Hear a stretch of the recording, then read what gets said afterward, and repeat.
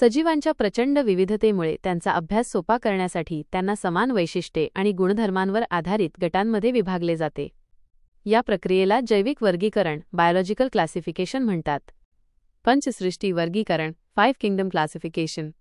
Robert Vitekar यांनी 1969 मध्ये सजीवांचे 5 प्रमुख गटांमध्ये वर्गीकरण केले. हे वर्गीकरण पेशींची रचना, सजीवांची जटिलता, पोषणाचा प्रकार आणि जीवनशैली यांवर आधारित आहे. या 5 सृष्टी खालीलप्रमाणे आहेत. मोनेरा हे एकपेशीय आणि आदिकेंद्रकी प्रोकॅरियोटिक सजीव आहेत. यात जीवाणू आणि नीलहरित शैवाल यांचा समावेश होतो. प्रोटिस्टा हे एकपेशीय पण दृश्यकेंद्रकी युकॅरियोटिक सजीव आहेत. उदा. Amoeba, paramecium. कवके फंगी हे बहुपेशीय आणि परपोषी हेटरोट्रोफिक सजीव आहेत.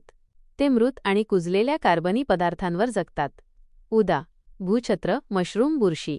वनस्पती प्लांटे हे बहुपेशीय दृश्यकेंद्रकी आणि स्वयंपोषी ऑटोट्रोफिक सजीव आहेत.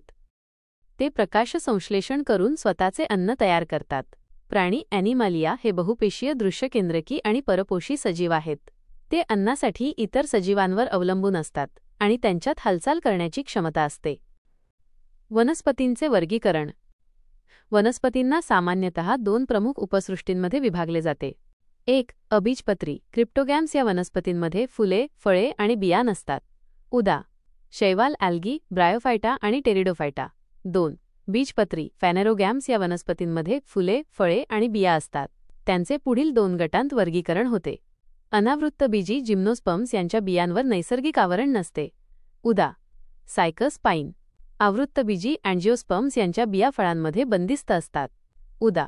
आंबा, नारळ. प्राण्यांचे वर्गीकरण. प्राण्यांचे वर्गीकरण त्यांच्या शरीररचनेवर आधारित अनेक स्तरांमध्ये केले जाते. मुख्य वर्गीकरण खालीलप्रमाणे आहे. 1. असमपृष्ठरज्जू प्राणी इन्व्हर्टेब्रेट्स. या प्राण्यांमध्ये पाठीचा कणा वर्टेब्रल कॉलम नसतो. उदा. जलचर, स्पॉन्जेस, कीटक, इन्सेक्ट्स, गांडूळ, अर्थवर्म्स. 2. पृष्ठरज्जू प्राणी वर्टेब्रेट्स. या प्राण्यांमध्ये पाठीचा कणा असतो. त्यांचे पुढील वर्गात वर्गीकरण होते. मत्स्य, पायसिस, मासे. उभयचर, ॲम्फिबियन्स, बेडूक. सरपटणारे प्राणी, रेप्टाइल्स, साप, मगर. पक्षी, एव्स, कबूतर, पोपट. सस्तन प्राणी, मॅमल्स, गाय, मानव. हे वर्गीकरण सजीवांच्या अभ्यासामध्ये सुसूत्रता आणते आणि त्यांच्या उत्क्रांतीचा संबंध समजून घेण्यास मदत करते.